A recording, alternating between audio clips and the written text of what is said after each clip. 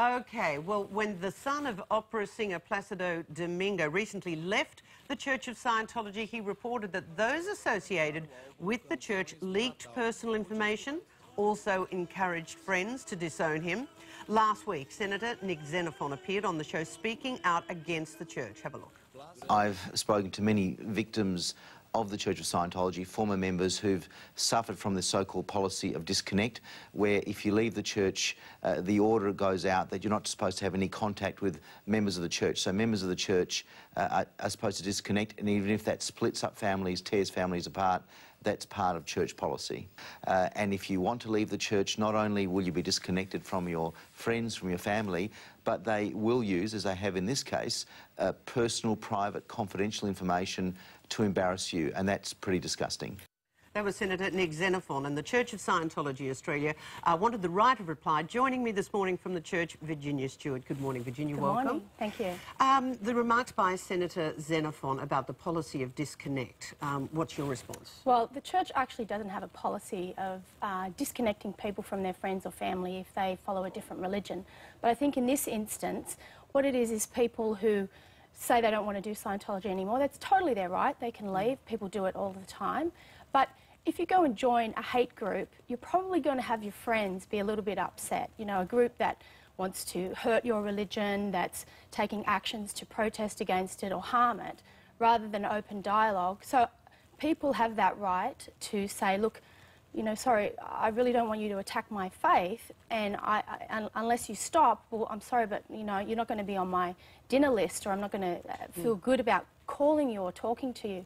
So that's a very different situation than someone saying, well, you know, I've studied Scientology, it's not really for me, maybe I'm going to become a Christian, or, you know, I have friends who have done a little bit of Scientology, and I still talk to them. So there isn't actually a church policy on that. So if we're taking the instance of Placido Domingo's son, whose ex-wife he wanted contact with and for their children, he was accusing the church of leaking very personal information and this policy of disconnect where all those friends were not allowed to talk to him. So you're saying that does not happen? No, well, first of all... Are you saying he joined a hate group then? As far as I know, he so definitely did. So Placido Domingo's son, you say, emphatically joined a hate group against the Church of Scientology? Unfortunately, that's the information that I have. And he's not alone. It's not an. It does seem, and I invite your opinion here. It's not an isolated incident. There's been several others, including Paul Haggis, who was one of the writers of $1 Million Baby. He was completely free to leave, but he had a very bad experience with all his other ex-friends and the way the Church of Scientology treated him. Well, I think that, first of all, I don't actually know anything about those individuals because they're not members of our church in Australia, so I'm not qualified to speak on their behalf. I can speak from what I know, is that people are free to leave the church. You can't have a person believe something that they don't want to believe if they don't want to, you know. But there's no ramifications, there's no excommunication, there's nothing nasty personally or on the internet that you post, or any discussion with any of your current Scientologists with friends who leave. There's nothing that happens. No, well, there is. For example, if someone has left the church and they have decided, for example, some people have left the church and they've joined Anonymous, that cyber terrorist group, and they've protested outside our churches. So Scientologists want to know, well, what happened with these people? And so they see them protest outside the church. So they make that decision that they don't want to be in contact with them if that's very upsetting to them. So it's an individual's right, okay. Senator Nick Xenophon has been an outspoken critic of the Church of Scientology, and in fact the federal government is committed to a charities commission which will look at the public benefit and the tax exemption of, for instance, the Church of Scientology. Yes. It's all about accountability. Are you happy with this charities commission to be accountable? Absolutely. We're very happy with the Charities Commission. We're very confident that, one, we already are fully accountable. So you are currently fully accountable? Absolutely. There's nothing to hide? Absolutely. Our books are looked at by the tax office. We have very good relations with the authorities. So you will completely, absolutely, without fail, cooperate with the Charities Commission? Absolutely, 100%. They're also, in an email that you did send us following Nick Xenophon's interview, you insinuated that Senator Xenophon was on a witch hunt, reminiscent of the infamous Joe McCarthy attacks in the United States of America. That's very harsh language. It's actually, I think, a very harsh situation that's happening. This is a senator who has never visited our churches. He's actually met with a totality of 2 Scientologists in this entire time that he's made comments about us. We've invited him.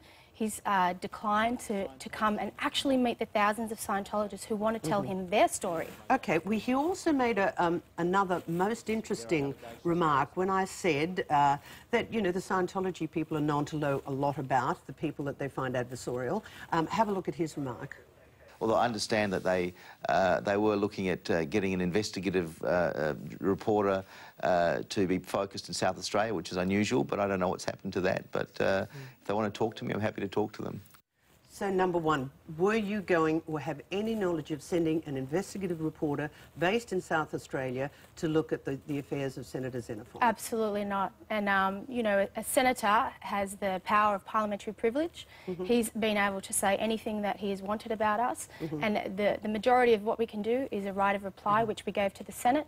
We've given extensive documentation that refute those allegations. There was nobody that you were going to basically sick on the senator? Absolutely not. Also, his last remark, if they want to talk to me, I'm available. Well, interesting he says that. It took us over a year to get one visit with him. And we would invite him to our church, come and tour and have a look. So so this is a public invitation. Public invitation.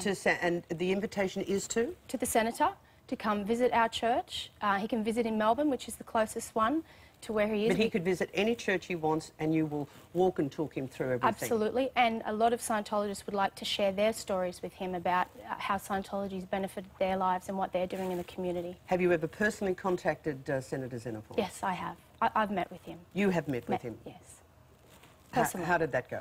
Well, it was very interesting, but I don't want to talk about it on television because we agreed not to. So there was one meeting. I think many more are needed. But you have an open invitation to the Senator to walk through some of the issues he has. Absolutely. Okay. We welcome that. Okay. Virginia, thank you very much for talking to us this morning and being part of the program. Thank you very much. And responding.